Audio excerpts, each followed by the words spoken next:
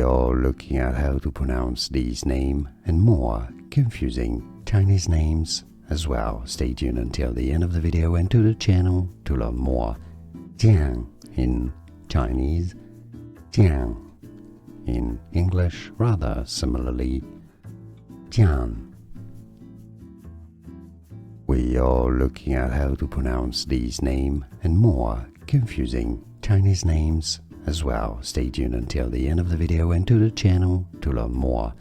Jian in Chinese, Jian in English, rather similarly, Jian. Here are more videos on how to pronounce more confusing words and names too many mispronounced. Like this video if you found it useful. I appreciate your support. I'll see you soon and thanks for watching.